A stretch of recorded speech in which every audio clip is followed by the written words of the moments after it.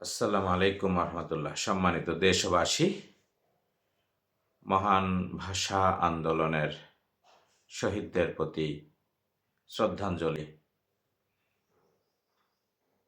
আমাদের বাংলাদেশের মানুষ বাংলা ভাষায় কথা বলেন।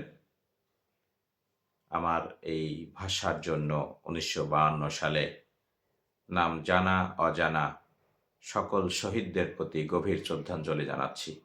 আল্লাহ তাদের শহীদ হিসাবে কবুল করুন। আমরা 21শে ফেব্রুয়ারিকে আন্তর্জাতিকভাবে মাতৃভাষা দিবস হিসাবে উদযাপন করি। এটি 17 নভেম্বর 1999 সালে ইউনেস্কোর প্যারিসের অধিবেশনে প্রস্তাব উত্থাপন করা হয় এবং 188টি দেশ সমর্থন দেয়।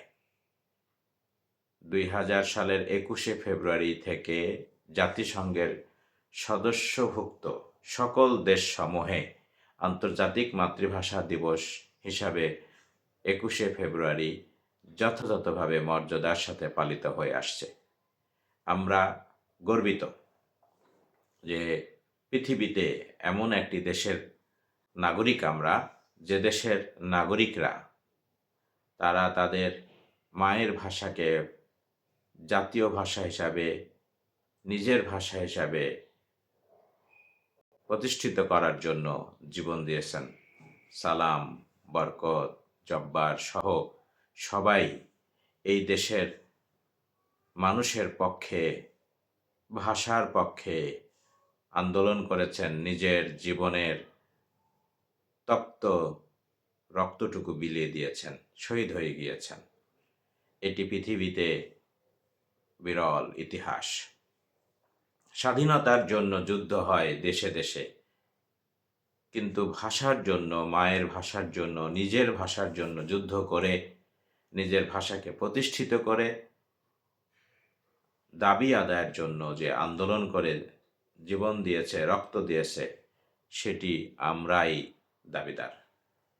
সুতরাং 1952 সাল থেকে যে সমস্ত শহীদরা ভাষার জন্য যুদ্ধ করেছেন তাদের প্রতি আবারও গভীর শ্রদ্ধা এবং দোয়া প্রার্থনা করছি। আল্লাহ তাআলা তাদেরকে ক্ষমা করে শহীদ হিসাবে কবুল করুন। সেই সাথে একটি কথা বলতেই হয়, আমরা যে ভাষার জন্য আন্দোলন করেছি, যে বাংলার জন্য কথা বলেছি, সেই ভাষা, সেই বাংলা মাতৃভাষা এখনো আমাদের কাছে অধরা রয়েছে। বিভিন্ন জায়গায় বড় বড় চুক্তিতে, আদালতের রায়সমূহে, বিভিন্ন এগ্রিমেন্টে, ব্যাংক, বিমা, এনজিওতে যখন কোনো কিছু স্বাক্ষর করতে হয়, ডিল করতে হয়, ডিড করতে হয়, এখনও বিদেশি ভাষার উপরেই আমাদেরকে আস্থা রাখতে হয়।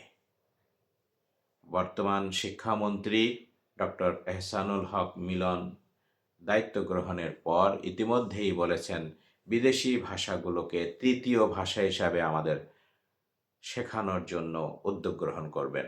এটিকে আমরা স্বাগত জানাই, কিন্তু নিজের ভাষাটাকে, নিজের মায়ের ভাষাটাকে, যে ভাষার জন্য 52 সালে শহীদ হয়েছেন, তাদের প্রতি শ্রদ্ধা রেখে বলতে চাই, আমাদের এই সকল ডিলগুলো, চুক্তিগুলো দয়া করে যেন বাংলায় আমাদের সামনে উপস্থাপন করা হয়।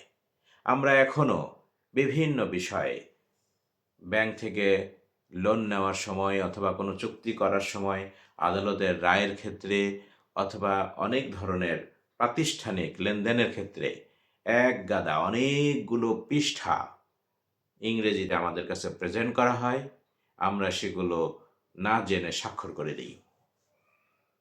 এমনকি একটি ব্যাংকে অ্যাকাউন্ট খোলার জন্য যখন কোনো গ্রাহক যান, তিনি শিক্ষিত অথবা অশিক্ষিত, তার কাছে গিয়ে শুধুমাত্র ব্যাংকের কর্তৃপক্ষরা বলেন, এখানে একটা সই করেন, এখানে একটা স্বাক্ষর দেন, এখানে একটি ছবি লাগান, এখানে এনআইডির কপিটা যুক্ত করুন।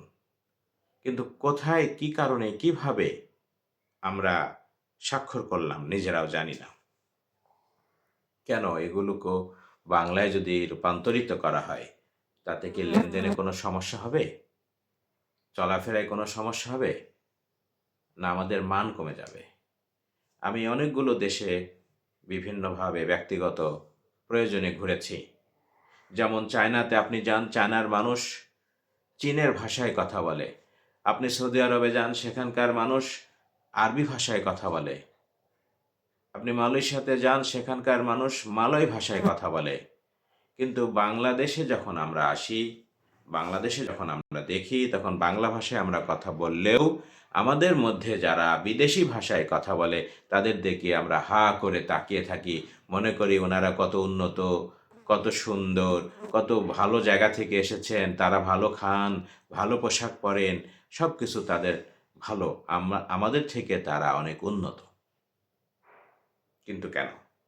আমরা এই বিষয়টি নিয়ে যদি একটু একটু ভাবি এবং বর্তমানে যারা দায়িত্বে আছেন তাদের কাছে অনুরোধ করব বিনীতভাবে, দয়া করে আমাদের মাঝে আপনারা আমরা সবাই মিলে বাংলা ভাষায় নিজেদেরকে উপস্থাপন করি এবং নিজেদেরকে বাংলাদেশি হিসাবে উপস্থাপন করি।